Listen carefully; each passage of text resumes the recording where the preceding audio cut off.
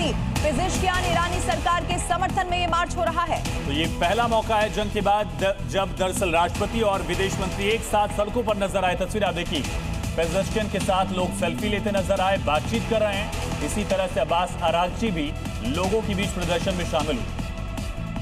जहां तक आपकी नजर जाएगी वहां तक भारी भीड़ आपको लोगों की नजर आ जाएगी। दरअसल सरकार के समर्थन में ये मार्च निकाला जा रहा है। इसी पर चर्चा के लिए दो खास मेहमान हमारे साथ जुड़ चुके हैं। Colonel Mayank Choubey sir, defence expert, साथ ही दीपक वोरा सर, पूर्व राजनयिक। आप दोनों का बहुत स्वागत है। दीपक सर, पहला सवाल आपसे ही। डोनाल्ड ट्रंप कह रहे हैं 2 से 3 हफ्ते में हम वहां से निकल जाएंगे, क्या मायने इसके? बहुत बहुत धन्यवाद sir, thank you very much. और आपके पास कर्नल चौबे साहब है, ही इज ब्रिलियंट, और आप दोनों से मैं बहुत कुछ सीखता हूँ। थैंक यू वेरी मच कि आपने ये मौका दिया है। इसका मतलब यही है कि मैं कल सवेरे निकल जाऊंगा। मैं कल भाषण देने लगा हूँ। भाषण में मैं बता दूंगा कि अब हम लोगों ने अपना मकसद हासिल कर लिया है और मैं ठोकता जाऊंगा, और उसके बाद तुरंत वहां से चला जाऊंगा। सर, ईरान की जुडिशरी की जो हेड है उनको मार दिया है, एलिमिनेट किया है कल। सो ये रुकने वाले नहीं है फ्रॉम टारगेटेड असैसिनेशन। दूसरा, हुती ने एक बैलिस्टिक मिसाइल फेंक दी है सदर्न इजराइल की तरफ, वो भी अपना जोर दिखा रहे हैं। और फाइनली मजेदार चीज, हंसिएगा मत इस पर, ईरानियन रेवोल्यूशनरी गार्ड कोर ने ऐलान किया है कि जो अमेरिका की बड़ी बड़ी कंपनियां हैं उन सबको हम बर्बाद कर देंगे। कौन कौन सी कंपनियां हैं सर?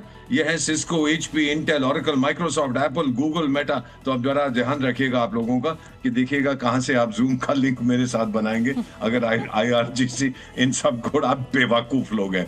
बट ये जो पेजेश्कियान और ये जो बाबरची घूम रहे थे साहब, मैंने यही चीज इराक में देखी थी, मैंने यही चीज बगदाद में देखी थी बेटा।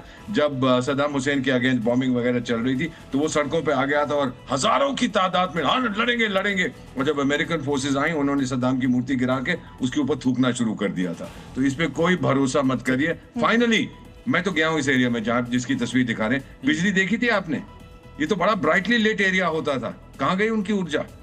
ये सारी चीजें हैं जो हम लोग ऑब्जर्व करते हैं। मेरा मानना है ट्रंप ऐलान कर देगा कि मैं जीत गया हूं, अब मैं जा रहा हूं, और इजराइल और बाकी यूरोपियन देशों ने जो करना है, लड़ना है, आप लड़िए। ओके मयंक सर, इसी सवाल के साथ, अगर डोनाल्ड ट्रंप, चूंकि वो तो पहले भी कह चुके हैं कि युद्ध में हम जीत गए हैं, और अब जो ये इशारा इस वक्त कर रहा है वो तो ये है कि ट्रंप ही पीछे हटते हुए नजर आ रहे हैं, क्या दिखाता है ये? सच में जीत मानेगा भी कि सिर्फ डोनाल्ड ट्रंप ये कहेंगे कि जी हम जीत गए? लवीना जी, मैं एम्बेसडर दीपक वोरा की बात को थोड़ा और आगे लेके जाऊंगा। आपका ध्यान आकृष्ट करना चाहूंगा कि आपको ध्यान होगा कि 800 लोगों को फांसी देनी थी ईरान में, जो रेवोल्यूशन में थे, और ईरान ने उसकी फांसी मुलतवी की। तो ट्रंप साहब ने बोला हम अटैक नहीं करेंगे, और उन्होंने अटैक कर दिया। ऐसा ही सीन इस समय बनता हुआ दिखाई दे रहा है कि मैं जीत गया, अब मैं वहां से विड्रॉ करना चाहूंगा, हमारा जो मकसद था मिल गया। लेकिन लगातार उस पर फिर बयान से वो फिर पलटी खाएंगे कि वो बताएंगे कि हम जो चाहते थे ईरान जो करना, लेकिन ईरान नहीं मान रहा है, इसलिए हम दोबारा अटैक करेंगे। यकीन मानिएगा 21 तारीख को फिर हम यहाँ खड़े होंगे, डिस्कस कर रहे होंगे कि युद्ध और गर्मा रहा है।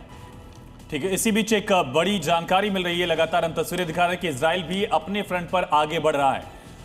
दीपक सर, क्या एक बफर जोन बनाने का जो प्रयास है इजराइल का, हमने 2 बार पहले भी देखा, 2006 के आसपास लड़ाई जो हुई थी, और उसके पहले जो 85 की पहले 82 के दौरान लड़ाई हुई थी, उस दौरान भी ऐसी कोशिश की गई थी कि लेबनान की टेरिटरी का एक हिस्सा इजराइल के पास रहे।